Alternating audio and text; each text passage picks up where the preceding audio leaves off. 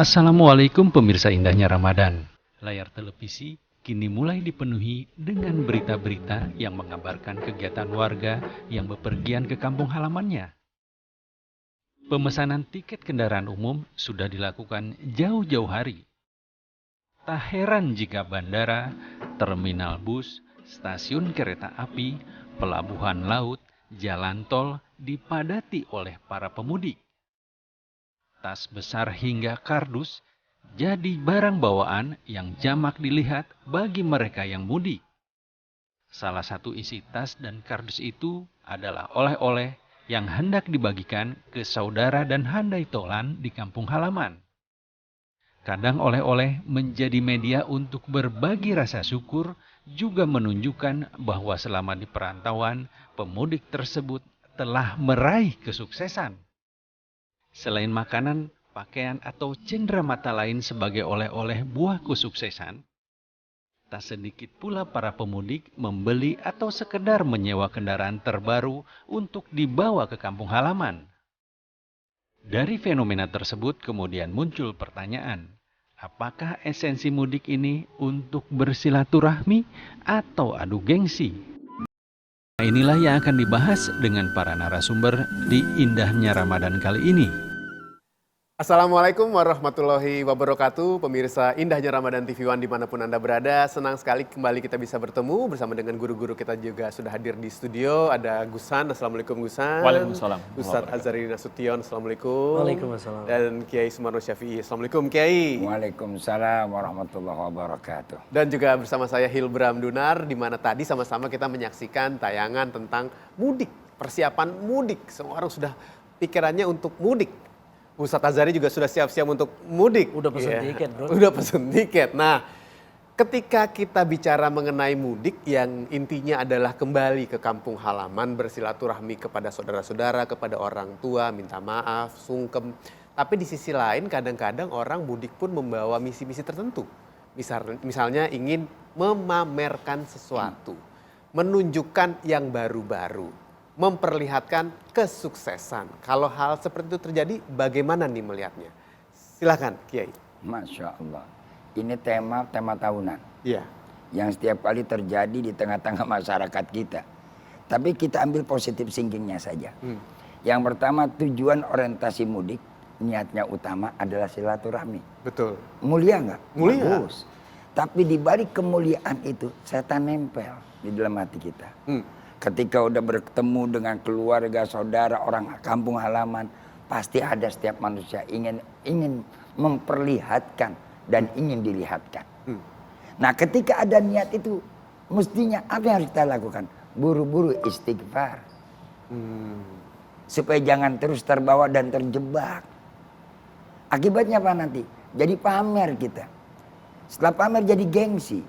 Ajang adu gengsi di tengah mudik. Untung aja saya nggak punya kampung. Maka karena itu saya sampaikan kepada para pemirsa, dalam kesempatan ini mudik tidak dilarang. Dan ini tradisi silaturahmi yang udah mengakar di tengah masyarakat kita. Bahkan di negara Cina juga setiap Imlek mereka jauh lebih banyak berbondong-bondong. Mereka mikirkan bagaimana silaturahminya, ketemunya, bersua dan berjumpanya. Nah ini juga kita harus mikirkan itu. Ada marjaknya tempat kita kembali. Ya. Nah, Ya.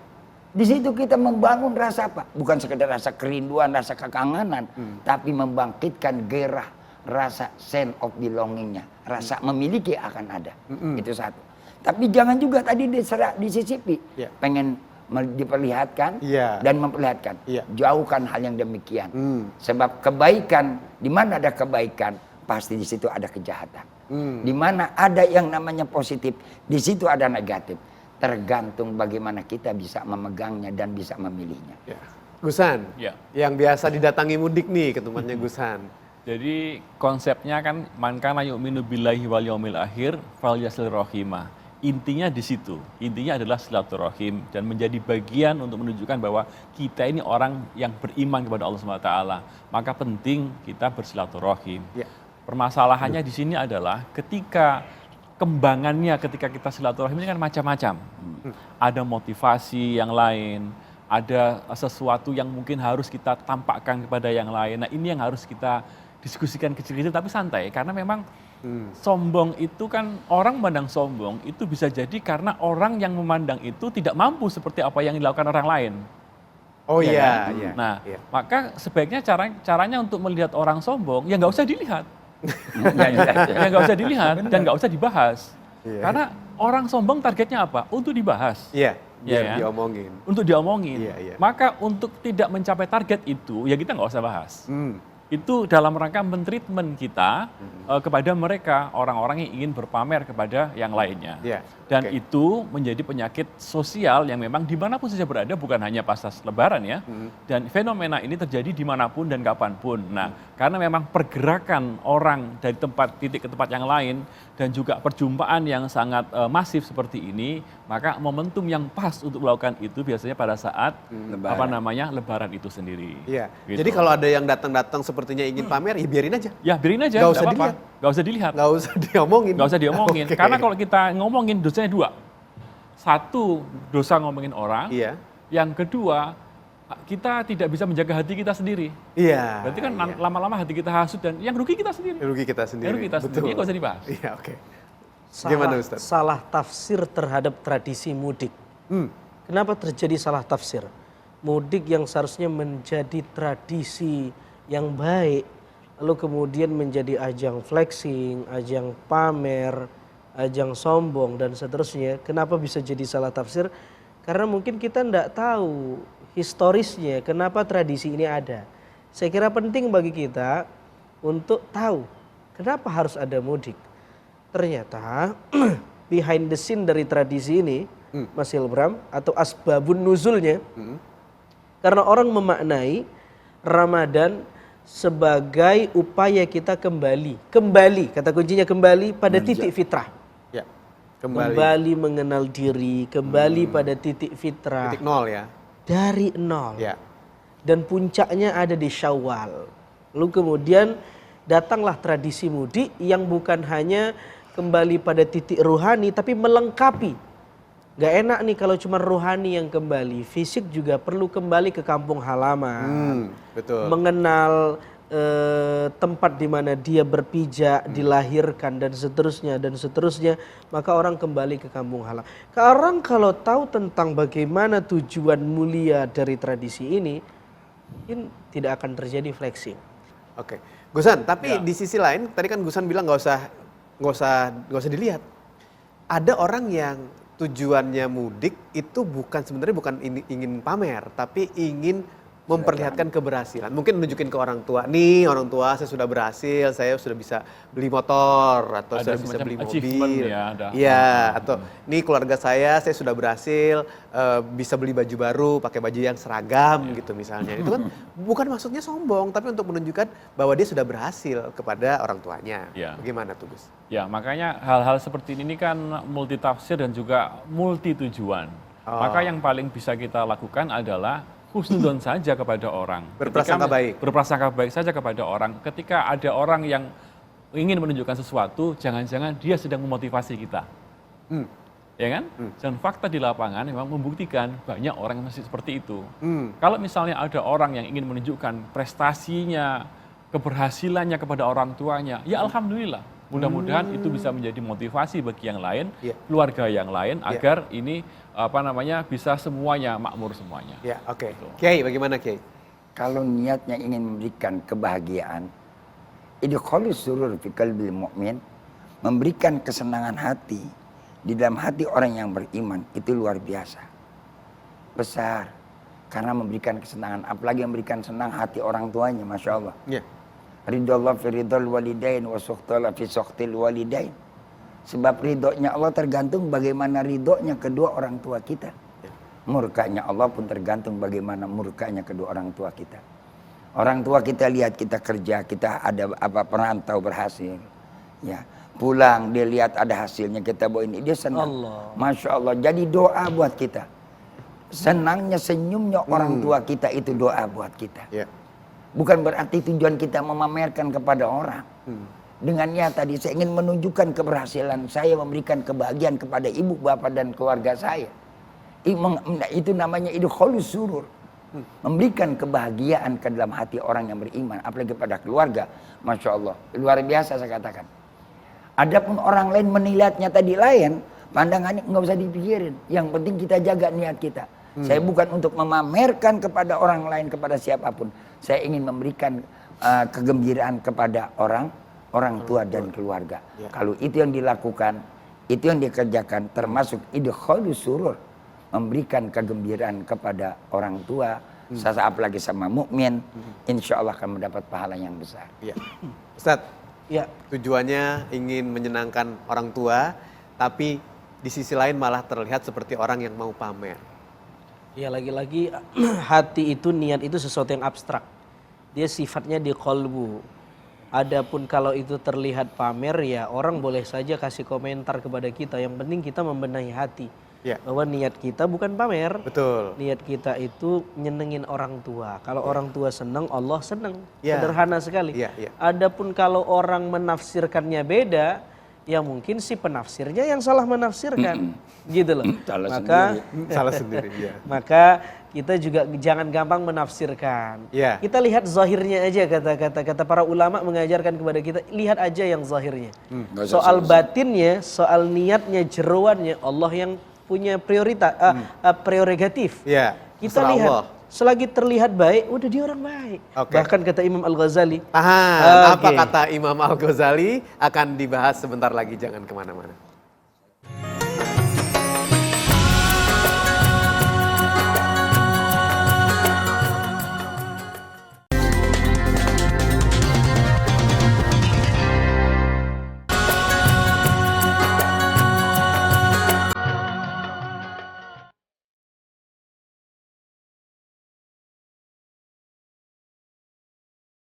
Senin pagi, santri Pondok Pesantren Tebu Ireng, Jombang, Jawa Timur sibuk bersiap-siap meninggalkan pesantren. Berbagai bekal dibawa para santri karena mereka akan pulang kampung selama libur Idul Fitri 1444 Hijriah. Para santri menuju bus masing-masing yang telah diparkir di area parkir sesuai dengan tujuan mudik. Sebanyak 47 bus telah disediakan pengurus pesantren yang akan mengantar para santri ini ke daerah asalnya masing-masing. Sebelum meninggalkan Tebu Ireng, dilangsungkan upacara pelepasan untuk para santri. Pengasuh pesantren Tebu Ireng Kiai Haji Abdul Hakim Mahfuz mengatakan, mudik bareng santri ini dilakukan untuk lebih menjamin keamanan santri selama di perjalanan. 2.800-an dengan kita menggunakan 47 bus.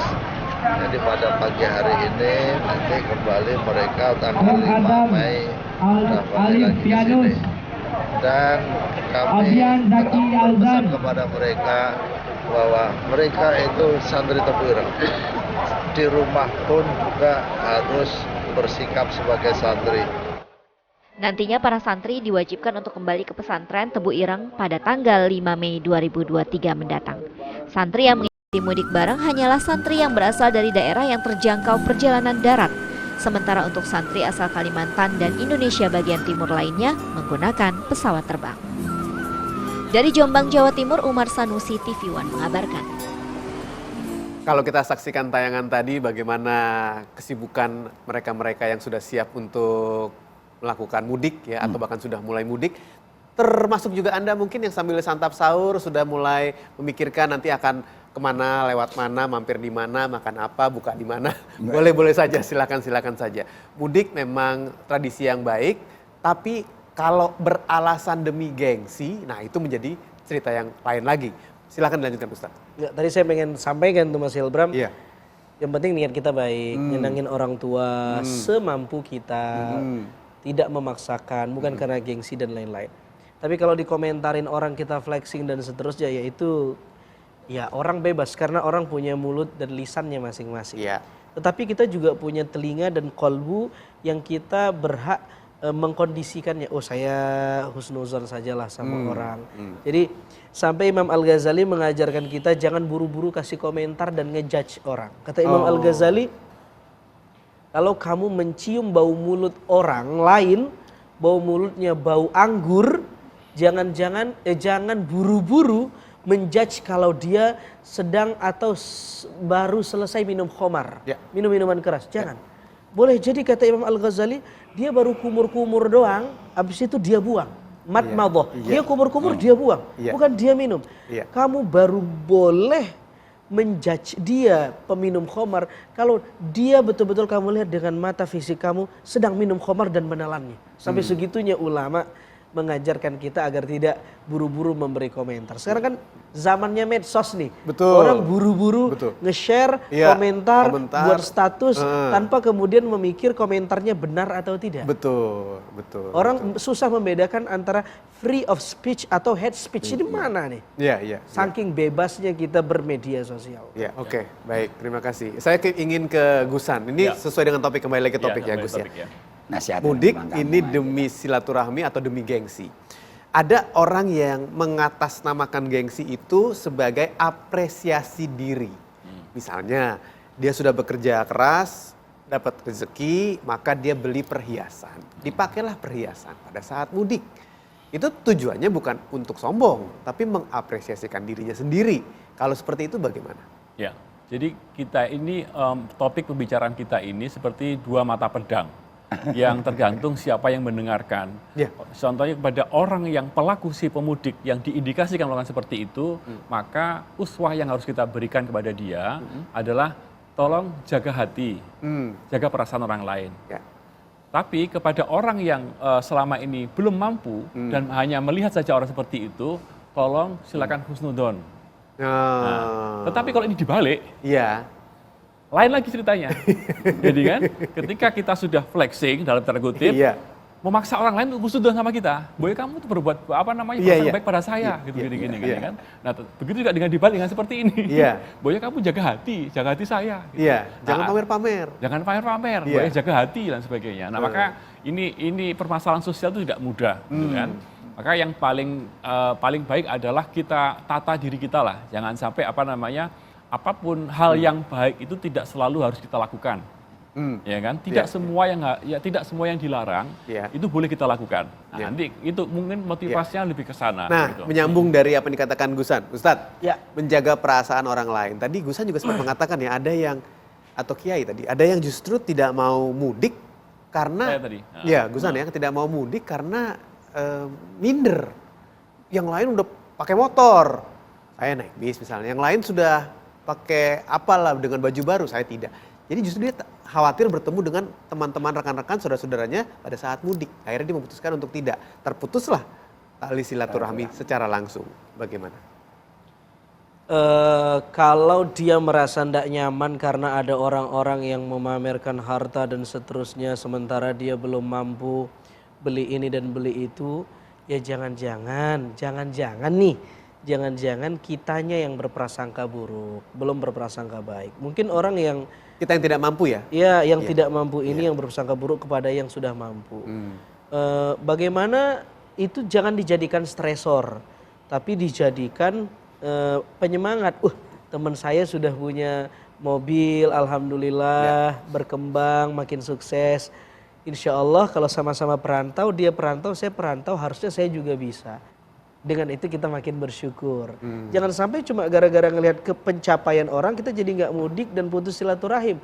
Walaupun mudik itu bukan satu-satunya media silaturahim, kan Iya, begitu ya? Iya, iya. Gitu. iya, Jadi iya. semua hal bisa kita perbaiki dengan cara pandang kita, dan agama memberi cara pandang yang baik itu kepada kita. Nah, ini menarik. Yang terjadi memang di masyarakat kita seperti itu dinamika sosialnya. Ya karena itu dibutuhkanlah sifat qanaah. Oh iya. Menarik, saya baca satu tulisan. Imam Syafi'i bilang, "Wa man daqalba qanu fa anta wa maliki dunya sawa." Luar biasa. Orang kalau yang mau menerima realita kenyataan, ya, apapun yang terjadi di luar sana tapi dia menerima apa yang Allah kasih. Fa anta wa maliki dunya sawa. Kamu dengan raja di alam jagat semesta ini sama. Jadi nggak ada sifat minder. Begitu kita melihat seseorang yang lebih baik daripada kita, faskurullah. Syukur kita kepada Ya, Allah syukur. bahwa orang itu diberikan nikmat. Ya. Orang yang dikasih nikmat kita yang bersyukur. dia belum tentu dapat pahala. Kita yang bersyukur dapat pahala. Masya Allah. Kenapa kita udah mengucap Alhamdulillah. Alhamdulillah Gus An udah ganti mobil, Iya. tambah istri. Allah. Itu luar Kembali ke Mbak biasa. Fitri. Ya. Kembali ke Mbak Fitri. Saya tidak berkomentar. Begitu. Iya. Jangan gak usah dikomentari. Memang realita kenyataan begitu. Realita tuh. Realita. Iya. Nah ini kan kita gira kan. Oke. Walaupun Gus An Gawat udah yang di bilang, Jawa Timur, Alhamdulillah. gawat. Oke, tahan. Cukup. Kita akan lanjutkan lagi pembahasan dengan topik yang lain sesaat lagi. Jangan kemana-mana.